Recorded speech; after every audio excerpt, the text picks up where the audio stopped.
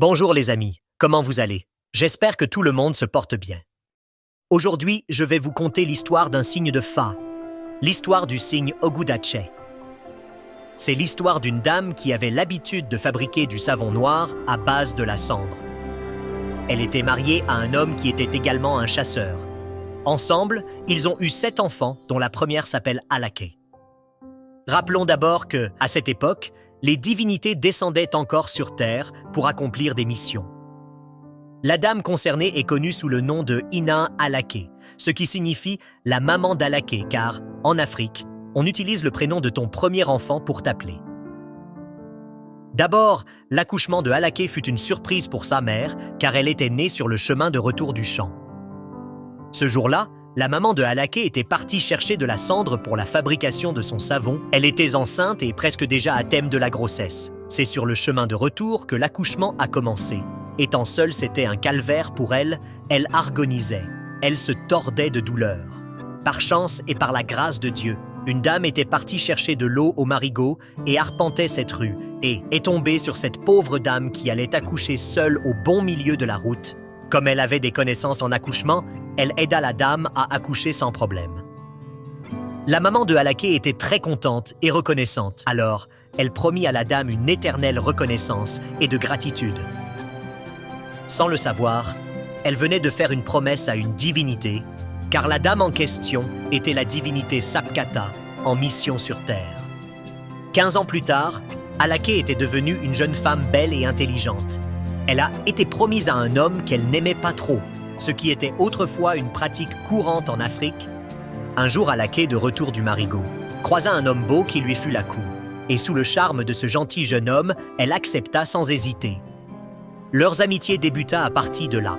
Les parents de Alake, ayant remarqué que leur fille fréquentait un homme dont elle ne connaît pas les origines.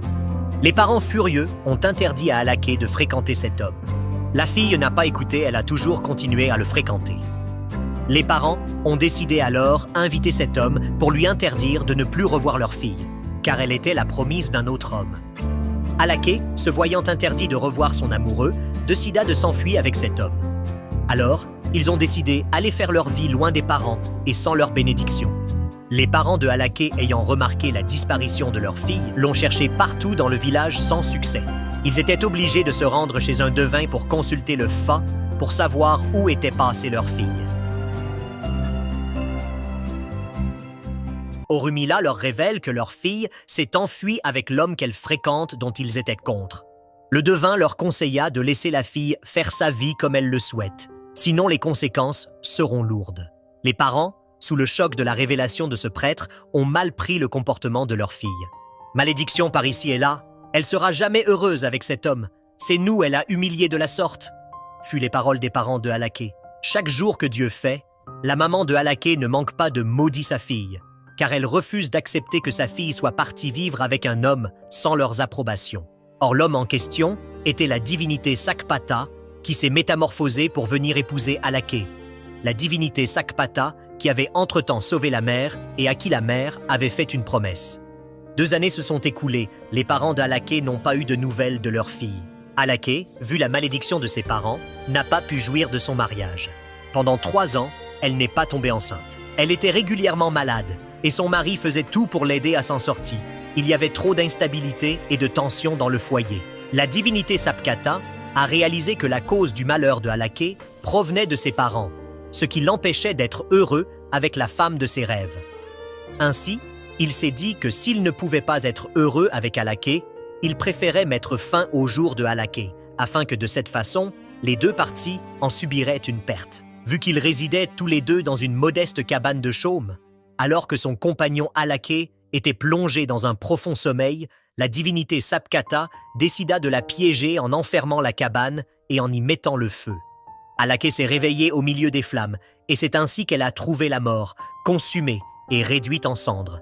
Sapkata s'est ensuite enfuie sans se retourner. 1 semaine plus tard, la mère d'Alake prend sa calebasse et part à la recherche de la cendre nécessaire à la fabrication de son savon.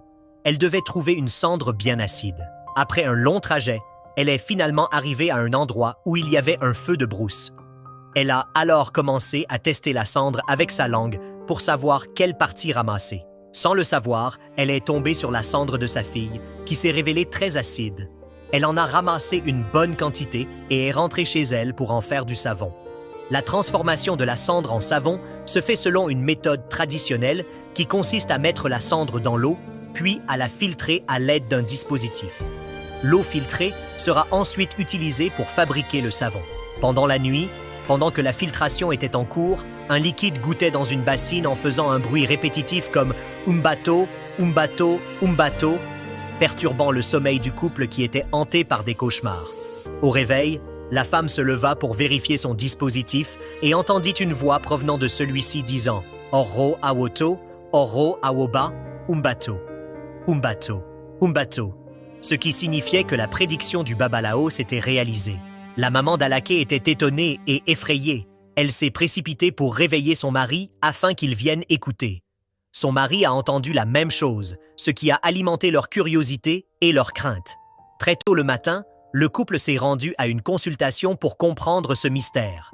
Lorsqu'ils se rendent chez le babalao, le devin procède à la consultation en lançant son chapelet et trouve le signe Ogudache. Le devin leur dit alors « Ce que je vous avais refusé, vous avez continué, et voilà les résultats sont là. » Il révèle alors au couple « Actuellement, à la maison, vous êtes en train de faire du savon avec la cendre de votre fille sans le savoir. En plus hier, vous allez constater que vous deux, vous aviez fait des cauchemars. » Le couple était profondément perturbé par les révélations du devin. La mère d'Alaké laissa échapper des larmes, tandis que le père était profondément attristé par la nouvelle. Le couple était aux prises avec des larmes, car il réalisait que l'impensable s'était produit en partie à cause d'eux. S'ils avaient laissé leur fille mener sa vie tranquillement et avaient aussi suivi les conseils du Fa, elle serait encore parmi eux. Malheureusement, il était trop tard pour les regrets. Ainsi, l'histoire tragique d'Alaké et de ses parents nous enseigne une leçon précieuse. Il est parfois essentiel de laisser aller les choses et de respecter les choix des autres, même lorsque nous ne les comprenons pas ou ne les approuvons pas. La rigidité et l'entêtement peuvent mener à des conséquences désastreuses, comme ce fut le cas pour la famille d'Alaké. En fin de compte, la sagesse du signe Ogudache nous rappelle qu'il faut savoir lâcher prise pour éviter de causer des torts irréparables. Que cette histoire serve de leçon à chacun de nous, afin que nous puissions vivre en harmonie, acceptant que chaque individu trace son propre chemin dans la vie.